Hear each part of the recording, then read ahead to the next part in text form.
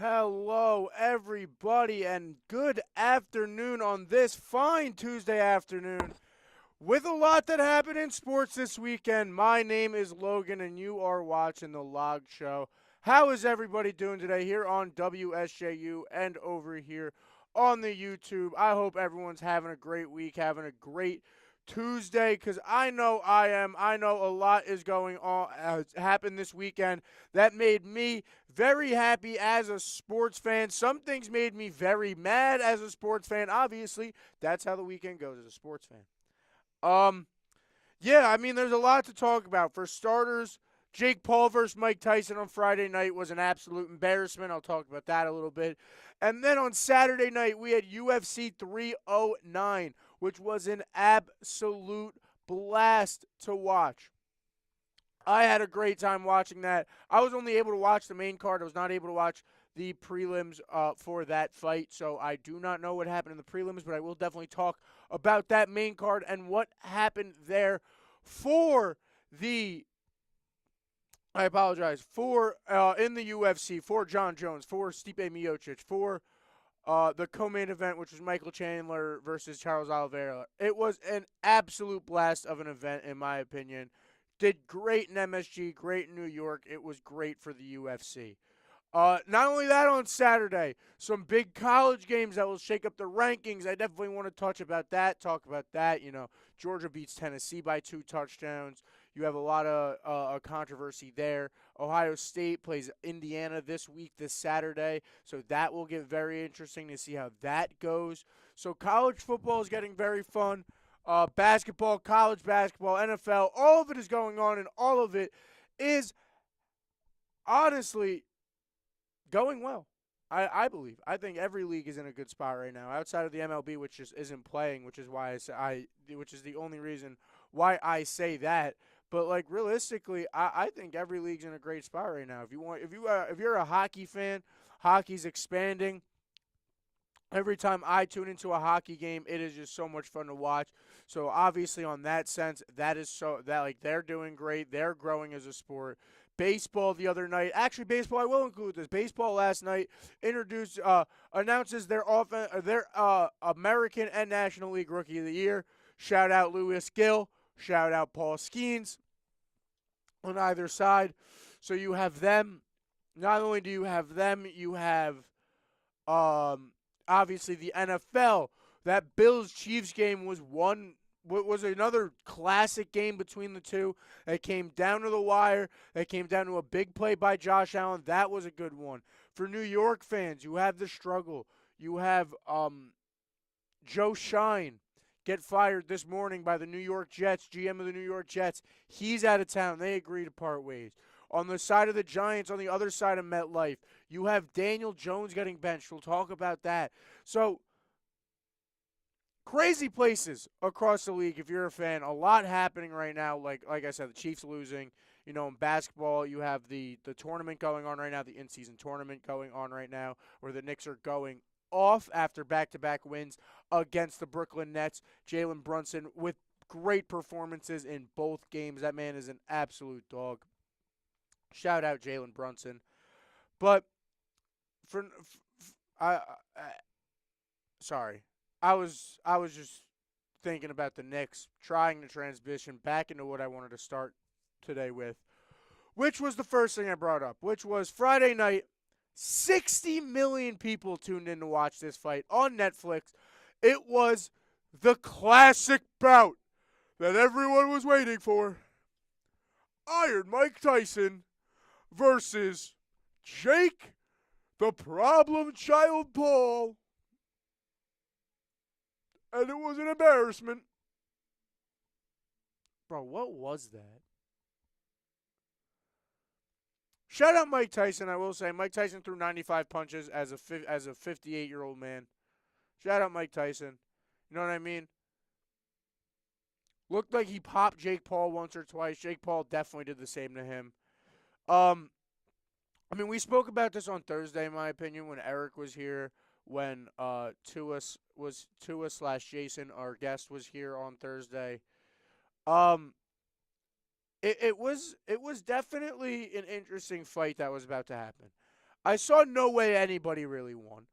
Um, and I still feel that way after the fight. I don't think anybody's sitting here and saying, "Good job, Jake Paul. You beat 58-year-old Mike Tyson." I think a lot of people actually felt bad for Mike Tyson in that fight. If I'm going to sit here and be completely honest with you, I think a lot of people really felt bad for Iron Mike Tyson and what was happening with him there. Like, I think it was really tough to see. You have this situation with Iron Mike where, like I said, he's an old guy. He came in there. I have a text that I sent to my friend where I said word for word. I go, "Yo, this looks like the stereotypical fight of the young kid at the barbecue.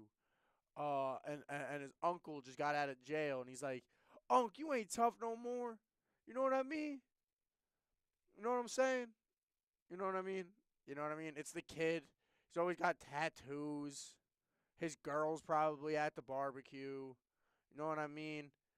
Grew up in the suburbs his whole life. And everyone's got that one member of their family that's questionable, that did some bad stuff. That dude come to the barbecue. You know what I mean? Little you know what I mean? And then everybody's had that before. You know what I mean? Those scuffles happen in life. Everyone's seen it, whether it be at your own barbecue, at a friend's barbecue, wherever it is. You've seen it before. That's what that fight felt like, man.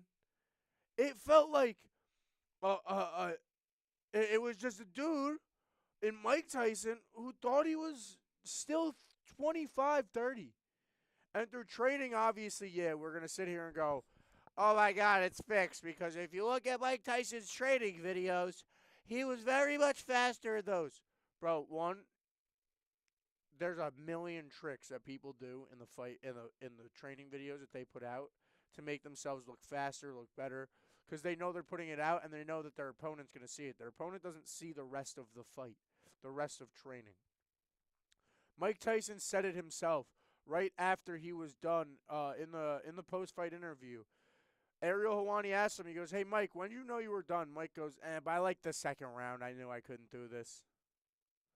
Which is true. I feel like a lot of people felt that if there was going to be a Mike Tyson flurry in the first round, maybe a Mike Tyson flurry in the second, but if Jake Paul got through that and could take one or two punches that slipped through from Mike, which he did, he was going to win the fight, and that's exactly what happened. Do I think it was fixed? No.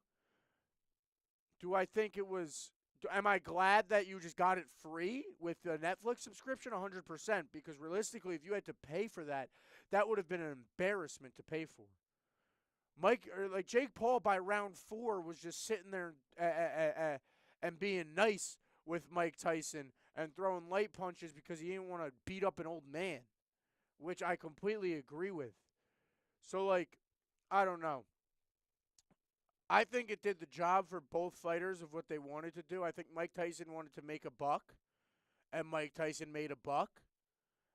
And I think on the flip side, you have Jake Paul wanted the publicity of being able to say, "I beat Mike Tyson." I think the fact that his brother Logan Paul beat Floyd Mayweather also played into this fight happening. Because now Jake Paul has that one up on his brother of being like, "Oh, well, you beat Floyd? Well, I beat Mike." You know what I mean? It's a childish thing, but I do think that definitely played into it. So, I mean, I don't know. I I really don't know. I think it was an extremely interesting fight to watch. Interesting. I think if you watch the whole event, shout out Katie Taylor and Amanda Serrano, because those two girls, now that was worth paying for. Jake Paul, Mike Tyson, that was an embarrassment to watch. What those two girls did in the co-main event, now that was worth paying for. That was arguably one of the greatest women boxing matches of all time. That was easily the greatest women's boxing match I've ever watched in my entire life. Like, that was an absolute brawl, that fight. They were throwing. And I'm sorry, I think Amanda Serrano won. I disagree with the judges. I am more of a UFC guy, so I look at damage and stuff like that UFC judges are supposed to look at more than I look at the whole, what I don't know how the boxing judges look at it. I don't know if it's different. But what I know is, like, Bro, that was a brawl. I know a good fight. You know what I mean? I know a banger when I see a banger. Like, I know bangers. And that fight was a banger. And like, man, those two girls were going at it, bro.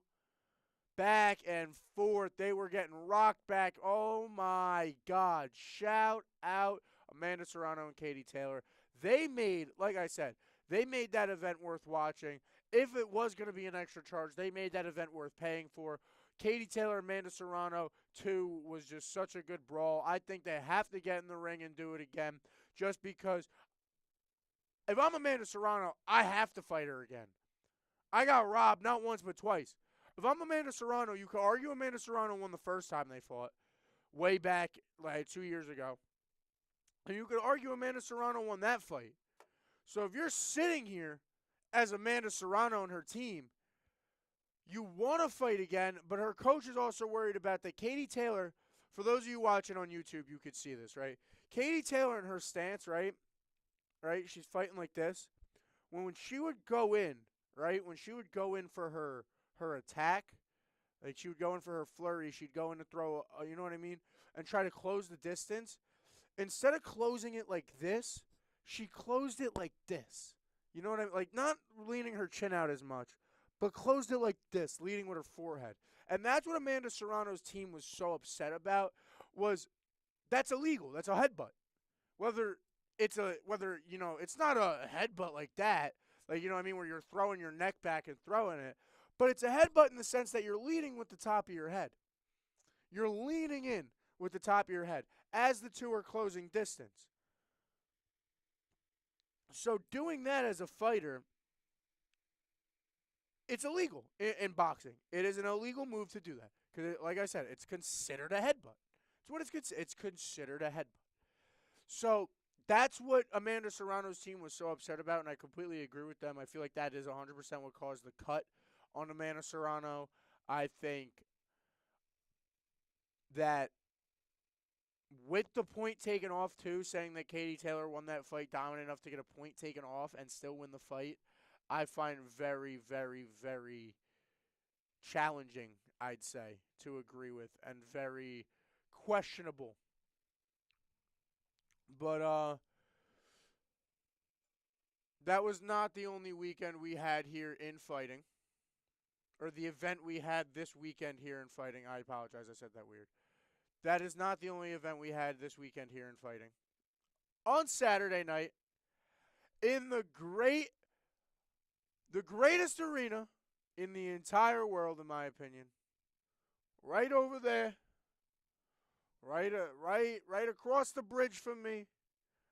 You know what I mean? A nice E-train ride all the way into Penn Station to go to Madison Square Garden, where we saw a lot of good fights.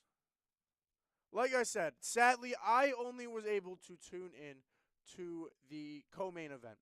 Or not the co-main event, the main card. I apologize for saying that wrong. I was only able to tune into the main card for this fight. And I liked all the fights. I think some fights were more interesting than others. Obviously, some fights say a lot more than a fighter than other. And I want to start at the bottom of this card with the Mauricio Rufy versus James Longtop fight. Now, I'll admit, as big as a UFC guy as I am, I only can know so many up-and-comers, and I kind of lose track of them all the time. Because I'm, especially during football season, because I don't watch the fight nights during this time of year. I don't watch those any other fights on Bellator. Like, I'm only really tuning into major UFC. I become more of a casual in the fall. So I did not know too much about Mauricio Rufy. I knew a little bit. I've seen him in a fight before, but not one that really stuck in my memory. One that was a fight that I saw on an undercard of a major UFC event, but it was not a fight that, you know, like I said, that really stuck in my memory. It was UFC 301 when he won.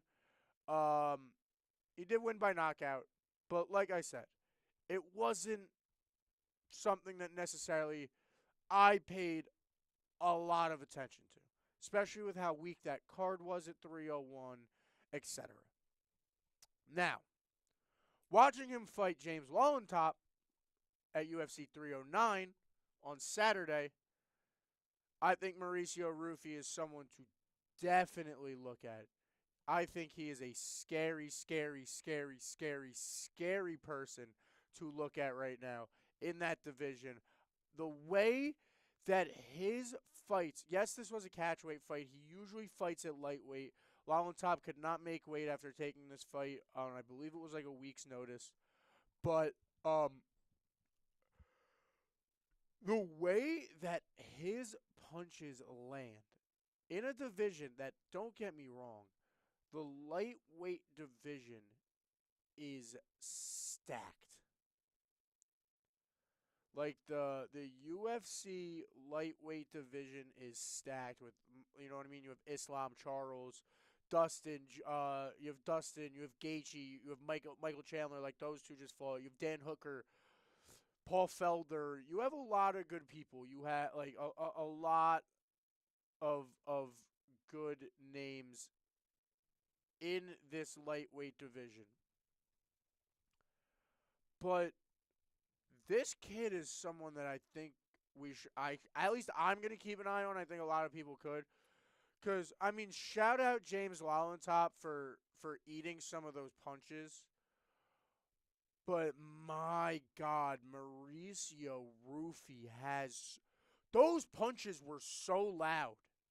The one and like Lawlentop, a couple of those got like a couple of those really rocked him. I thought the fight was gonna end a couple of times. I thought Rufy was gonna be able to get a finish a couple of times, and he wasn't able to, and that's something he's gonna have to work on. But my God, Mauricio Rufy was hitting with such power and such force in that fight, and he looked so good on his feet. I mean, Joe Rogan said he reminded him of a young Conor McGregor, and I kind of feel like that's just a comparison that people are throwing out these days.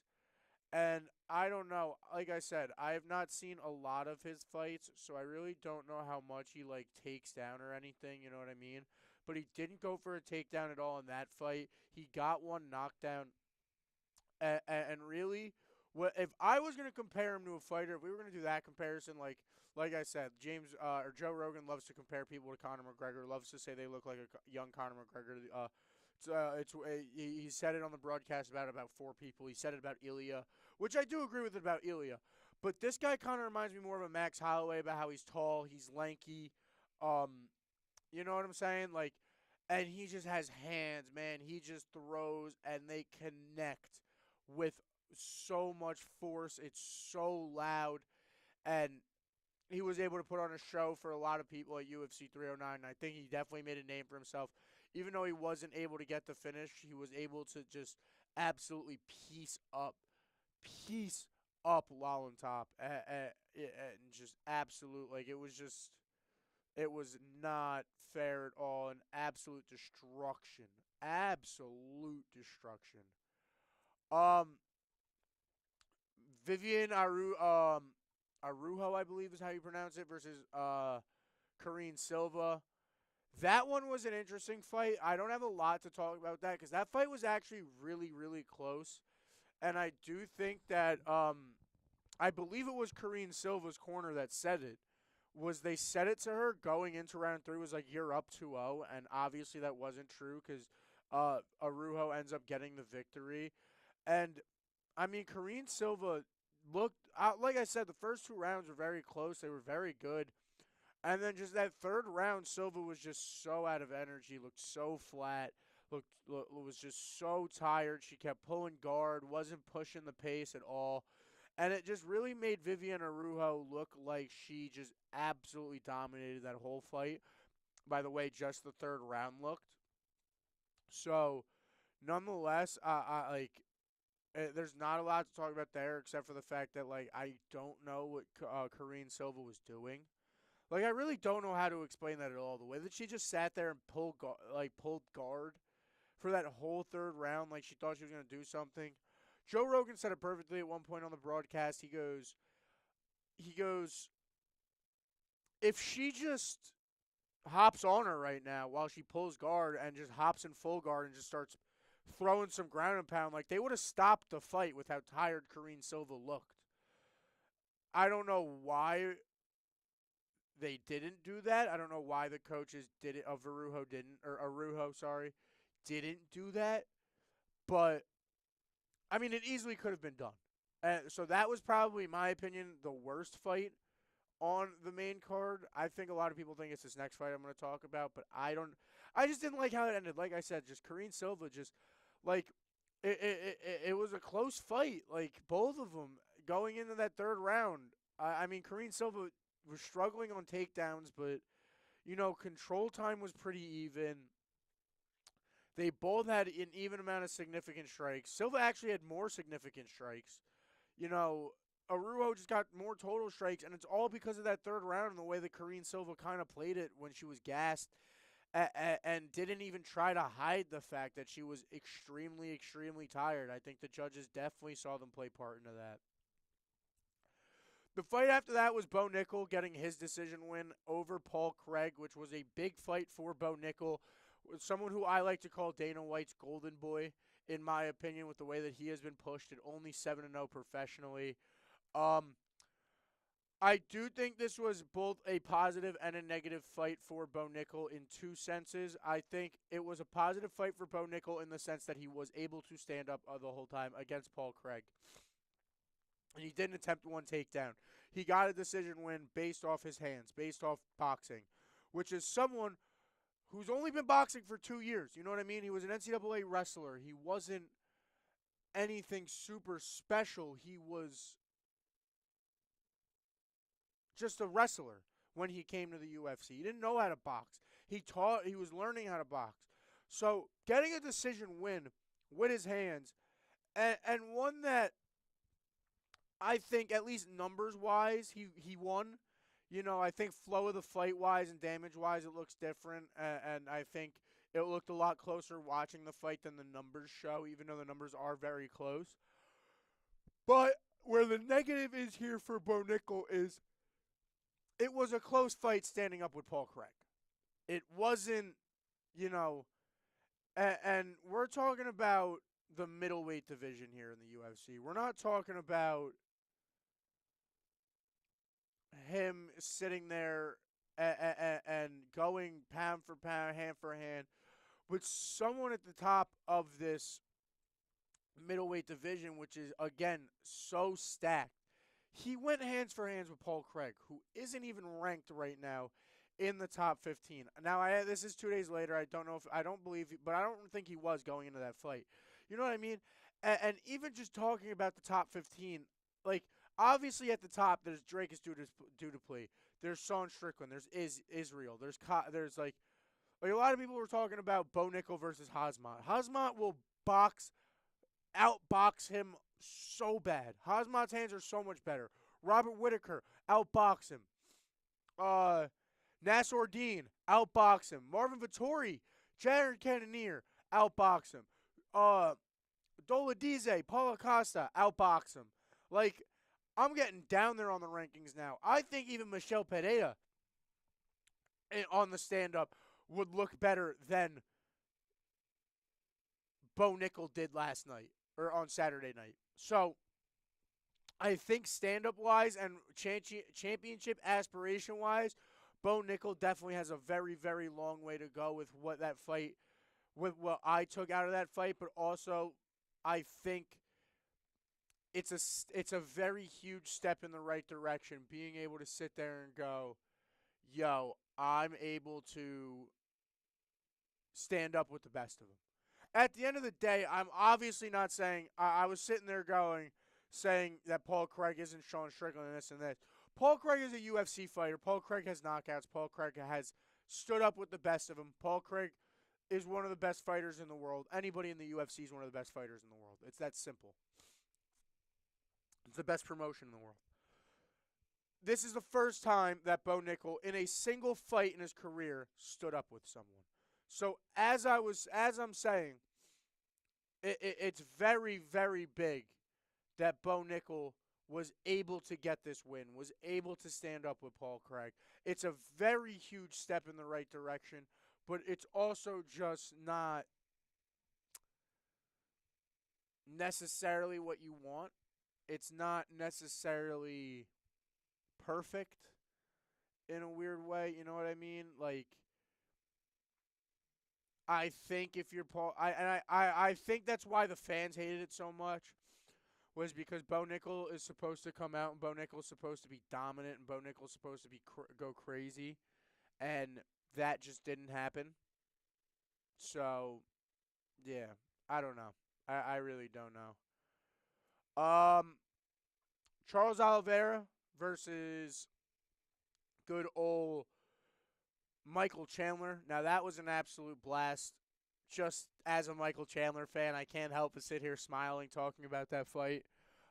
Because I mean Michael Chandler, man, he just he can get beat all 5 rounds and walk out the people's champ every time, and it's so great. Like, don't get me wrong, Charles Oliveira proved that he is still Charles Oliveira. Charles Oliveira is ranked properly in the division. He absolutely, he had almost. I mean, I believe if I remember correctly, it was a 5 round bout. Let me double check and let me pull it up real quick. Yeah, it was a 5 round bout. Charles Oliveira almost had a full 3 round fight worth of control time. He had 14:56 of control time in that fight on the ground.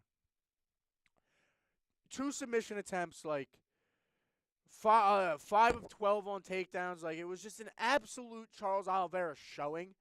Just a classic Do Bronx fight. Really, it was. It was a classic Do Bronx performance. Had Michael Chandler running like he did in the first fight. Like, just absolutely just smothered him on top of him the whole fight. Almost slipped in a leg lock. Almost slipped in a Dars. Almost, like, there was a lot of chokes that, there was a lot of submissions he was trying to set up that he didn't get a full attempt for on the stats. But he was being very sneaky on the ground. He was doing Charles Oliveira things. But Michael Chandler also does Michael Chandler things. And what he did in the 5th round of that fight to bring the crowd behind him and all that was so much fun. That was so exciting. To not only just have the energy, but have the strength to pick Charles Oliveira, who has you in a body triangle, low-key trying to choke you, to pick him up not once and slam him on his back, but twice.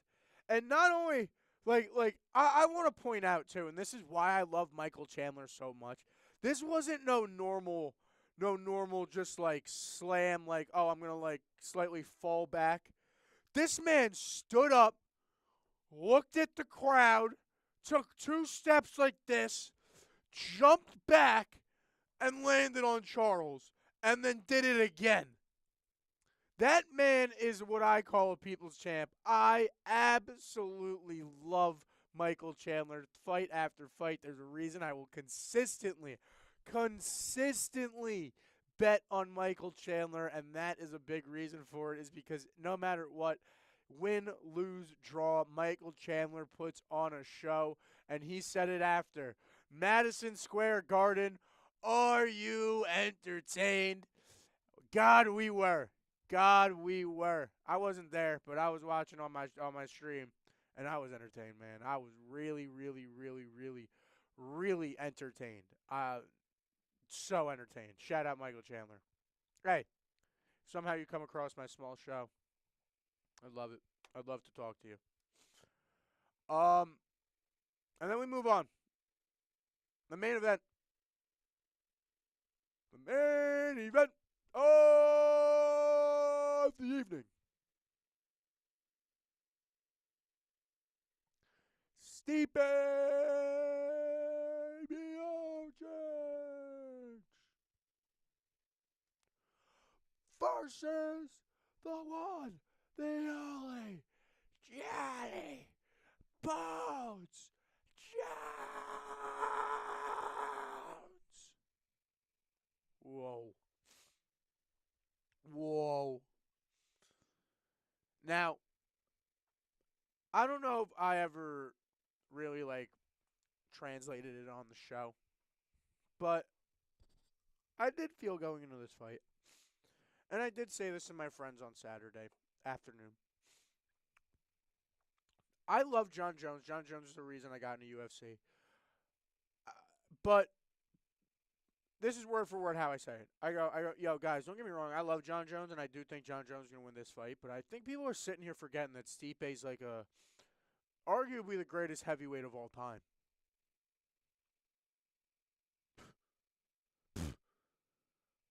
I looked like an idiot saying that, trying to say that Stipe was going to make this look close. Oh my God, John Jones. Oh my God. That wasn't That was another absolutely dominating performance. And the fact that let's start here. The fact that those plebs that are doing the pound for pound rankings don't have John Jones as the number one pound for pound fighter right now is absolutely insane. I can't believe it. Not having John Jones as the number one pound for pound fighter after that performance is absolutely baffling.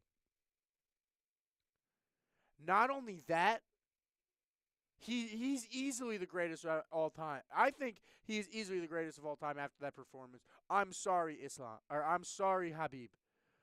I'm sorry, Khabib. Khabib, I'm sorry. I'm sorry, Habib Nurmagomedov. It's just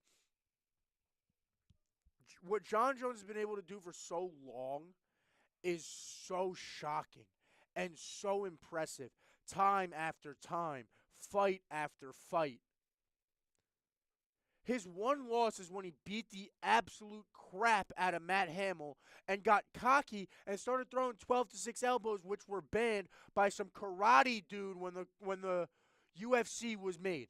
And now they're overturned. I wish he kind of threw some. I wish he threw some. But he didn't. I wish he finished that fight in the first round with 12 to 6 elbows, just as a big middle finger to that commission that DQ'd him and won't overturn that fight, because Dana went through hell and high water to try to get that overturned, and it never did. And also, these plebs that are doing the rankings are going to get fired for AI because of this partnership he has with Mark Zuckerberg and the fact that they refuse to put John Jones as number one pound for pound fighter when that man is clearly the number one pound for pound fighter. If John Jones is acting, I can't say that Dana White is wrong in what he says when everybody's saying, "Oh my God, he's just riding John Jones. Oh my God, he just loves John Jones." I can't disagree. If John Jones is active, he's the number one pound for pound fighter in the entire world. And it's not even close. A 10-8 round one against Stipe Miocic? Now, I'll give Stipe this. Stipe's 42. Stipe's old. You know what I'm saying? There's a lot that goes into that. But, oh my God, John. John. Oh my God. A 10-8 first round where I thought he was going to get the finish. Stipe comes out the second round just dun dun dun dun dun dun, like looked and gone. Like his morality was so low walking into that second round. Stipe, I knew the fight was over. It was just a matter of time. John Jones took time in that second round. In the third round, then hits that spinning back kick that just hits Stipe right in the ribs. You know, a lot. I thought it was a liver shot at first, but they did show in the replay it was the opposite side. Definitely cracked a few ribs. There's no way. I felt like I heard the ribs crack with how hard that kick was. Just crumbled Stipe. It was really bad, man. Whew. Um, I don't have a lot of time left because we did start late today, and there is somebody behind me, so we will talk a lot more about football on Thursday. We'll be a lot more football heavy. Without Eric here, I really like to be able to fit in those UFC talks that I don't get to do as much with you guys because he doesn't really know. He doesn't do. He's not a big UFC fan, so he kind of feels lost with those. So I like to have these talks with you guys when he's not here. Big UFC show today, so I appreciate that. But I do want to talk about a little bit about the NFL because um, three things I want to talk about the NFL. I want to start here. The New York Giants, man, making the decision to bench Daniel Jones. I think they made the decision a little late, but it was a decision that I feel was bound to happen. Um, you look at Daniel Jones' contract, and like I said, I think it was a decision that was inevitable. Uh, with benching him, you're able to opt out of his contract. Not only that, he has a $23 million injury guarantee. You're sitting there at the bottom of the NFC East. You're not going to make the playoffs. Your season's over. I see no reason to play him, so it's very smart to sit him, play Tommy DeVito, have fun in New York for these past couple weeks, and then assess what you're going to do this offseason with Daniel Jones and what's going forward there. Um, like I said, it's about time. I saw a stat the other day. Daniel Jones was a starting quarterback. This is the first time Daniel Jones is being genuinely benched in New York. Um, not barring like injury or anything in 6 years. Daniel Jones was the New York Giants starting quarterback for 6 seasons. That's a problem, man. And I don't mean anything towards Daniel Jones. I assume he's a great guy. But that's a huge problem, man. You can't sit there and have Daniel Jones at, you know, 6 years. People were saying he should be got out of town by year 3. And you're saying you went 3 more years with him? That's a problem, man. And I think it is about time that he is going to be out of town, but still. Um, I think benching him was definitely the right decision by Dable and the whole coaching staff down there. Um, what they're going to do now is obviously assess. You need to draft a quarterback. If you're in the New York Giants, you sit there, you bench him, you play Tommy DeVito for the year, and then you sit back and you assess where you're going. You know what I mean? Do you think Drew Lock could develop? Do you think Tommy DeVito could develop? You're definitely going to be a top 10 draft pick. More likely or not, you're going to be a top 5, top 3 draft pick. So, are you going to are you going to sit there? Are you going to use a draft pick on a quarterback? A lot of people are sitting there. They're saying they love this whole Shador Sanders to New York rumor. I think this is a great market for someone like Shador Sanders. I think he'd thrive in a New York market. I think he thrives under lights. I think he thrives under spotlight, being the son of Deion Sanders. So if they want to go that route, I think that's a very plausible route for the New York Giants. But in the situation that they're in right now, um, benching Daniel Jones was step one, 100%. It was step one to assessing this future, getting out of this contract that you have with him, not making sure that he doesn't get injured in week 17 with an ACL, get a $24 million guarantee, put you more in cap hell, and dip you and hinder your team more. Because now what you could do is maybe let Daniel Jones walk, maybe let this happen. You sit there, you assess. The other thing I want to talk about, Joe Shine in New York, that's a big one. He gets fired today. I think that move should have been made before the Salah move. I've said this a million times. I think the Salah move was made way prematurely. I don't think it was necessarily the wrong decision. I just think the right decision might have been made too early for the Robert Salah decision. You know, I think you should have gave him time with Devontae. You should have gave him time to assess. And you should have gave him to at least like the trade deadline. But here we are in November, and the Jets have gotten, I think, only worse since, what was it, week 5 when Robert Saleh got fired. So I think the Jets have honestly only gotten worse from that point on. So I think firing Joe Shine was just the what was just going to happen at this point. It was bound to happen. I really do. I think it was bound to happen for the New York Jets. I think you're in a weird spot as the New York Jets, because you have this.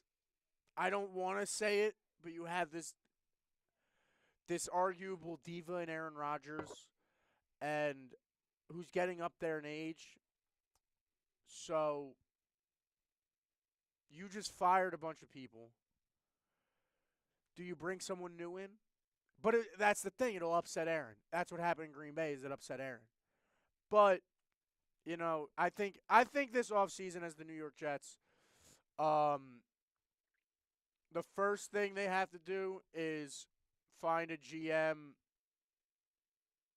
Oh, I agree with you completely, Bakeem, that you couldn't win with him. That's why I think it was premature, but it was the right decision. I think it was the right decision made too early. Um, I think the first decision the Jets have to make this offseason is a GM that could take more control than like. I think Woody Johnson listened to the media too much in that Saleh firing. Like you just said, you couldn't win with him. It was bound to happen. But I think he kind of listened to the media too much, and you kind of. I think that needs to shrink. I think you need a GM to take more of the reins. Find someone who could really take more of the reins there as a general manager, and then find you know, I really like maybe going with a someone who will challenge. Like I like challenging Aaron at this point in his career, not giving him everything he wants, because I think I completely agree with that too. If he had such a short leash, why'd you go into the season with him? And not only that, you got Devontae Adams a week after, so or the week of, like you had Devontae Adams around that time, very recently after he was fired. Like to think about not giving him a chance to see what he could have done with Devontae and a better built team a little bit more, I feel like was kind of rude, because I think the defense has taken a huge dip since his absence. And yeah, I think in a head coach, I think you want someone who's going to challenge Aaron and challenge the whole team at this point. Like I'd like a Vrabel down there if you could get him, something like that in New York. I think that would be a great fit. Someone who yes it will play into the player's side of what Aaron wants right now of like being nice, but we'll still challenge him. We'll still tell him that he needs to play well. We'll still be in his face, because I think as much as Aaron sat there and hated it in Green Bay, I think that's what kept him well, was the fact, like that's what kept him good, was the fact that he could get nipped in the butt at any time. And then he had a bad season and it happened and he didn't know what to do. So, I don't know. Maybe to get the best out of Aaron, draft someone in the second round. Um No, yeah, Reddick definitely never played anything under Saleh. I know that contract was signed after the Saleh firing, which I do find interesting, because maybe there was something there with Hassan Reddick and Saleh. Um, but yeah, I believe the Adams trade was about the week after too. So to not give Saleh the chance to have those pieces, I think was kind of a disservice to him. To see if maybe you could have squeezed into the playoffs, and then you can't win a lot under him, so you guys end up hypothetically 9-8 in the squeezing of the playoffs in a wild card. You lose in the first round, and then you fire Saleh and go find a good replacement. But you've proved what this team could do under the replacement head coach. I didn't think it happened. I really didn't. We are out of time here. I appreciate you in the chat, Bakeem. I appreciate you checking in on the YouTube. I appreciate everybody who tunes in on the YouTube. Appreciate everybody here on WSJU who watched today. I'm Logan. This is the Log Show. That is all I got. See you guys on Thursday, same time. Eric should be here on Thursday, so you'll see both of us back here on Thursday. I will see all of you then. Peace out.